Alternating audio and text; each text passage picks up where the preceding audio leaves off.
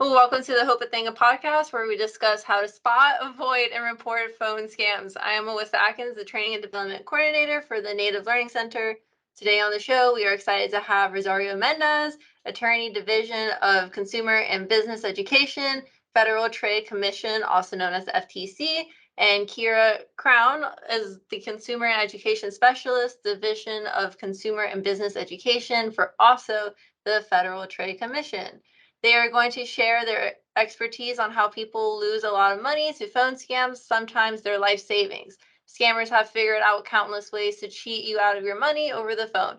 In some scams, they act friendly and helpful, and others, they might threaten or try to scare you. One thing you can count on is that a phone scammer will try to get your money or your personal information. We'll discuss how to spot and avoid common phone scams, what to do if you think you paid a scammer, and where to report the scams. Ladies, would you like to introduce yourselves? Yes, sure. Thank you, Oista. And thank you so much for having us today. My name is Rosario Mendez, and as you mentioned, I work for the Division of Consumer and Business Education of the Federal Trade Commission. And our division is in charge of making sure that all the consumer protection messages get to all consumers, to all people, and to all communities in the nation. We're a federal agency, so we cover the entire nation, and we want to make sure that the folks know that we have advice and information on your consumer rights in the marketplace, and also for businesses that we have information and guidance on their responsibilities in the business to comply with consumer protection laws and make sure that information is protected and that practices are enriching and not dishonest. So with that, I will pass it on to Kira. Thank you so much. I am Kira Crown. I am a consumer education specialist, also with the Division of Consumer and Business Education at the Federal Trade Commission, and I'm very excited to be here. Thank you both so much for being here today. I'm very excited to dive into what we're going to speak today because it is very common and happens to almost every single person. So, what are some examples of common phone scams? Yeah, that is a very good question. That Kira, do you want to start with Yeah, that? Sure. So phone scams can come in many different forms, but these kinds of scammers tend to make similar promises and threats or ask you to pay in certain ways. So I'll go over a few examples that listeners may have heard of or experienced themselves. First, impersonator scams. These happen when a scammer pretends to be someone you trust. For example, a government agency like the Social Security Administration or the IRS, a family member, a love interest, or someone saying there's a problem with your computer. The scammer can even have a fake name or number show up on your caller ID in order to try to convince you that they're legitimate. So I think many people have gotten these calls. I know I have. When scammers impersonate someone that people know and trust, it can be a very effective way to scam people out of money or personal information. Impersonator scams of all types were one of the FTC's top reported scams in 2021. So reported losses to fraud were more than $2.3 billion, up from $1.2 billion in 2020.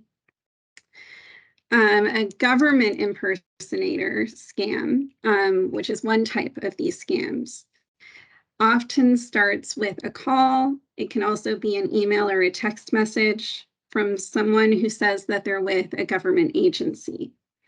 They might give you their employee ID number to try to sound official. And they might have information about you, like your name or your home address. They often say they work for the Social Security Administration, the IRS. It could be Medicare.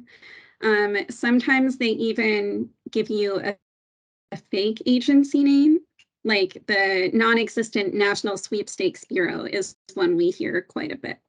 They'll also give you some reason why you need to send them money or give them your personal information immediately. If you get a call like this, hang up the phone, it's a scammer. There are also lots of ways that scammers pretend to be businesses that people know and trust. One of the most reported scams the FTC hears about involves Amazon. You may have gotten these calls or texts. In these types of scams, people often get a recorded call. They can also get an email or a text message telling them there's something wrong with their Amazon account. It might be a suspicious purchase, a lost package, or an order that can't be fulfilled.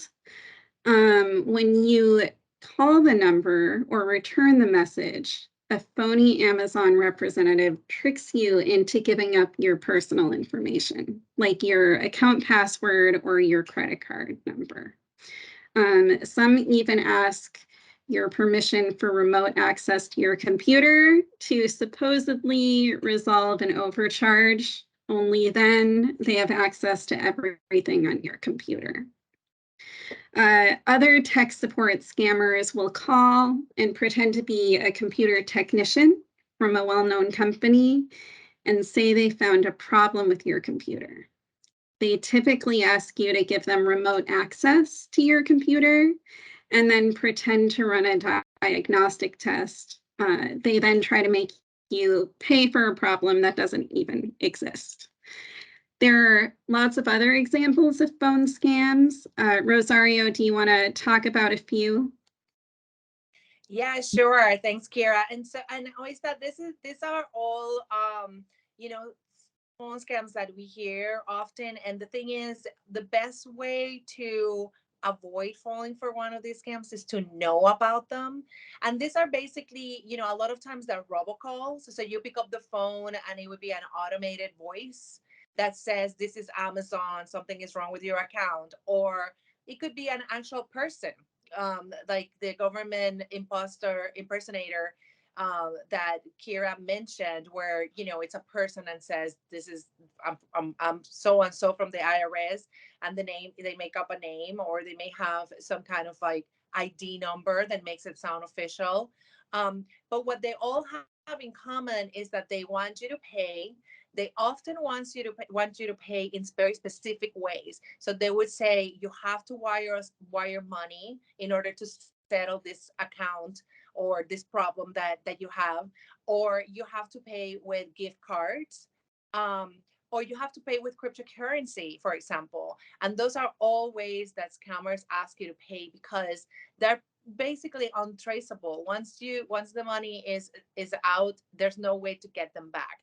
So that is a telltale sign that you're dealing with a scammer. If, you know, someone calls you out of the blue, and says that they are with the government, or they're with like a company, like Amazon or FedEx, out of the blue, and say that there's a problem and you have to pay, especially if you have to pay this way, most likely you are dealing with a scammer. So it's best to hang up the phone. Other phone scams that we see relate to, for example, auto warranties, like extended car warranties. And we also see this in mailers. But, you know, you may have gotten this call where it says, you know, "This is your car warranty company and it's expiring. You need to, you know, renew it. It's time to renew it." And sometimes they sound very scary, like something terrible is going to happen if you don't call them back and you don't pay for this supposedly extended warranty that you never even signed up for to begin with. So they're just phishing. They're just hoping that you think, "Oh, wait, maybe I do need to pay this. You know, I probably have a warranty in my car, or I want, you know." And so They try to confuse you that way. And the best thing is to, stop and think about it. Do I really have an auto warranty, for my car? And also think about it, like they never really say the name of the company. They just say, this is your car warranty company. So those are all telltale signs that there's a scammer behind that call, and it's best to just hang up and not engage, or not even press a number, because sometimes they say press number 1 to if you don't want to be called again. But what that does is that it tells the scammer that there is a person that's answering that phone, right? So then your phone number is always going to be on this list that where they're going to keep calling you. Other scams that we see happen on the phone relate to debt relief and credit repair scams. It's a similar thing as the car warranty, where they will call and they'll say, if you're in debt, we can help you. Or if you have problems with your credit, we can clear your credit history and start over. We see that in TV commercials as well, or you may see it even online. And just think about it. It's like completely out of the blue. Like they're just fishing again, because it's like they know that a lot of people are in debt. They know a lot of people want to clear their credit report, and start over. So they're just hoping that they get to someone that's going to respond to that message, and then they engage in their tricks, which are basically designed to take your information and take your money and not really help you. Um, we also see things related to charity scams on the phone as well. So charities are one of those organizations that are allowed to call you even if you are in the in the National Do Not Call Registry, which the FTC also handles. Um, and charities are allowed to call you even if you're on the registry. And then also, if you've already had a relationship with them, they're allowed to call you. And so scammers do take advantage of that, and they call people, on behalf of some made up charity that maybe, they say that it's going to help people in need or what have you, or people in your locality. And the important thing with charity scams to be aware of is that it's best to, we all want to help, but it's best to do a little bit of research about the organization first. You don't have to donate right away over the phone. Maybe just take the name of the organization, and then go on the internet and check it out and see if it's even a real organization, or put the word complaint or review a scam next to the name to see if other people have already had experience with that organization. I think with charities is really important to watch out, because there's a lot of need, and there's a lot of great organizations that do a lot of work. So you want to make sure that your money goes to help the people that you want to help and the causes that you want to help, and not to a scammer. So doing a little bit of research online is going to help you with that. Of course. All of those different type of scams sound a bit overwhelming. So I'm very happy that I have recently just signed up for the FTC alerts. So I can see the most common alerts from the FTC. Do you guys want to explain that real quick for our viewers who are unaware of FTC alerts? Sure. So that is a really good way to stay in touch with us, and also to hear what we know. So we have what we call blogs, and they're short, stories, that Kira and I write, and other colleagues in our division write. We're always looking to see what are the latest scam, like the different tactics, the different twists that scammers, say things, and also just general advice on all the things that the Federal Trade Commission handles in terms of consumer protection. So, you can sign up to receive those blog posts right on your email. If you go to ftc.gov/consumer alerts, that's ftc.gov/consumer alerts. So when you go there, it's going to ask you for your email address, and then you're going to start receiving our our blog posts. So, for example, recently we had one related to scams related to student loan forgiveness programs. You may know that the federal government has a program to help students who are who owe federal loans, and we have seen scams around trying to take advantage of people with misinformation and other things. And so we have, a few blogs related to that recently. Um, and we try to, it's just the best way for you to know what scams are out there, and then you can also talk to other people about it, right? You can say, you know this is happening, if you get a call like this, know that it's a scam. I read it on the Federal Trade Commission blog. There's a consumer alert on it. It's really good to share that information with others in your family, in your community, because most likely people are gonna some people are gonna get this call this scam calls and these robocalls, and knowing that it could lead to a scam will help avoid the scam and avoid losing money. Yes, awareness will like helps with prevention. So we definitely need that awareness out there, and we need people talking about it. So getting these alerts is very helpful, because I know I am able to contact with my grandma and let her know, please don't answer this phone call. It's very helpful. So with that being said, how do scammers tell you to pay? Yeah. So this is the biggest telltale that you're dealing with a scammer. Scammers ask you to pay by gift cards. They say you have to give me gift cards in order to solve this problem. They may say that you have to send them money via wire transfer, or pay via cryptocurrency. Those are very untraditional ways for people to ask, to pay. So think about it. So the government will never ask you to pay in those ways. The government will never really call you out of the blue and ask you to pay anything. And so, and much less in those non-traditional ways. And any, honest business will have a different way to ask you to pay, right? I know that there's different payment methods now, like electronic and everything like that. But if someone is asking you to pay with gift cards are for gifts. They're not for a payment method. The same with wire transfers. When you send a wire transfer to someone, you have no idea who's on the other end. It can be just a scammer. They may say that they're one person, but you don't know, and at the end you can't take that money back.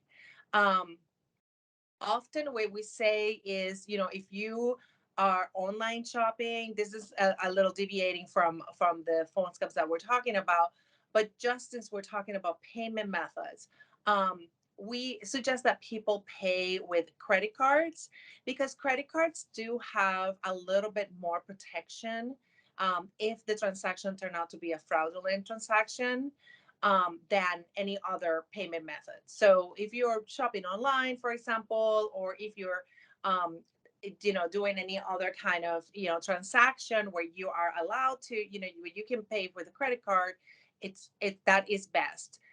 If a credit card is not a payment option, then think about it, because if what they're asking is again for gift cards or transfer, or even just checks, or that the only way that they can get paid is by check or by cryptocurrency, those are kind of untraditional methods, and you probably are dealing with a scammer.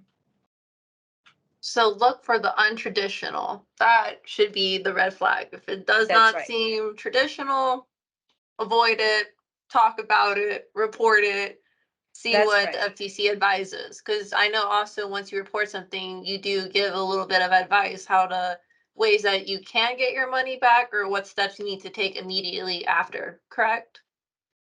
Yeah, that's right. When you report to reportfraud.ftc.gov, which is the place where you should report scams and frauds and bad business practices to the FTC, you will get at the end, a few advice, a few things that you can do to protect yourself in the future, and also try to get your money back. If you pay with a credit card, or at least try to talk to the gift card company, for example, and tips like that, information like that. Well, thank you for that. Kira, did you want to add anything? Yeah, just as Rosario mentioned, our website has ftc.gov/scams as well. You can access kind of step-by-step information on, depending on the circumstances of the scam and payment method, steps you can take to try to recover the money, which there's no guarantee, but absolutely, it's worth a try. It's still nice to know that there are options. It is there. If it's feasible, please, by all means, do what you can to protect yourself. So it is nice to know that FCC does have our backs, especially within tribal communities. Somebody's voice will be heard and will get immediate advice, which is super nice. So how do you spot and avoid phone scams and unwanted calls? I know we talked about the red flags, untraditional. What else? What are other flags that we kind of know right off the bat? Well, here I'll cover a few things that if someone calls you and says these things, it's a good sign that it's probably a scam. The first is if a caller talks about a prize that you were selected for, or an offer that you've won, some kind of lottery that you never entered, but then talks about a payment that you have to make related to that, like whether it's a fee or a tax or shipping for the prize, that's probably a scam. So if you have to pay to get a prize, it's not a prize. Second, if they talk about the fact that you'll be arrested, fined, or deported, a lot of scammers pretend to be law enforcement, or as we talked about before, a federal agency. That is a good sign that someone's calling who's a scammer. The goal there is to scare you into paying. Real law enforcement and federal agencies won't call and threaten you over the phone like that. Another big indication that you're dealing with a scammer is if they are pressuring you to act right now. Most legitimate businesses will give you time to think about an offer and get you written information before demanding that you commit to something. It's really important to take your time. So if someone is calling you and telling you you have to act right away, don't. Slow down and don't let them pressure you into making a decision on the spot. Also, as Rosario talked about, there is never a good reason to send cash or pay with a gift card or cryptocurrency or wire transfer. Scammers ask you to pay that way because it's very hard to trace, and once you do, hard to get your money back. So if you hear, as Rosario said, the untraditional payment methods, you're probably dealing with a scam. We also talked about this, but government agencies won't call to confirm your sensitive information. Don't give out your Social Security number over the phone to a caller you didn't expect, even if they say they are the IRS or Social Security Administration. Don't do it. And then also, just in general, we shouldn't be getting all these calls. So if a company is selling something, they actually need your written permission to call you like that. So to call you in a robocall. If you're on the National Do Not Call registry, you shouldn't get live sales calls from companies that you haven't done business with before. So those calls are actually illegal. If someone is already breaking the law by calling you, there's a good chance that it's a scam. So if you hear a robocall, it's likely a scam. At the very least, it's a company that you don't want to do business with. So I'll move from that into talking, I'm sure, the core of all of this is how to stop calls from scammers. So I'll talk about some high level stuff. First of all, we say this over and over, hang up. Even if it's not a scammer calling, when a company is calling you illegally, it's a company that you don't want to do business with. So our best advice is to hang up. Don't press any numbers. If you press numbers, it might lead to more robocalls instead of, taking you off a list or something. And then also, don't trust your caller ID. I know that when you look at it and it says, a government agency or a business, it might make you think that they're calling, they're not, it's a scammer. Scammers can make their numbers look like a government agency or a business, don't trust it. And then we also have more specific information about how to block some of these calls, depending on whether you're on a cell phone or a landline. Rosario, do you want to touch on some of that? Yeah, sure. The advice here is about considering call blocking or call labeling on your phone. And what you do, how you get that depends on what kind of phone you have. So for example, to stop some of these unwanted calls on a cell phone, the first thing that we suggest is that you look to see what built-in features your cell phone already has to block calls. So if you get a call that it comes from a robocall that is a scammer, a lot of cell phones now let you block that number. So at least, you can use that technology that is already built in your cell phone to block some of these numbers as they call you, so that they don't call you back. Of course, they call from different numbers. So, if you, the more you block, the less calls, but they're always trying to get around that. So another way to even block more calls is to contact your service provider, like the company that you use to on your cell phone, and ask them if they have call blocking services or call labeling services. That is, some cell phone companies now are doing it automatically. When they recognize that a phone is coming from a scammer, you probably see on your cell phone scam likely or something like that. So that means that your service provider is spotting the call as, it could be potentially a scam or a spam. But also you can ask them if they have a service beyond that, the free service that you can, maybe pay for, but it might be worth it because it can go even beyond, what they catch, free. And so that's one thing, to contact your service provider, your carrier of your cell phone, and ask them about call blocking. You can also download a call blocking app. There are apps out there that do this, and some do it well. And some are free, but others charge a monthly fee. So you got to be careful, making sure that if you're being charged, if you're going to be charged monthly, and how much, and if that's going to be worth it for you, because your cell phone also has some built-in features, so that might be enough. It just depends on what you would like.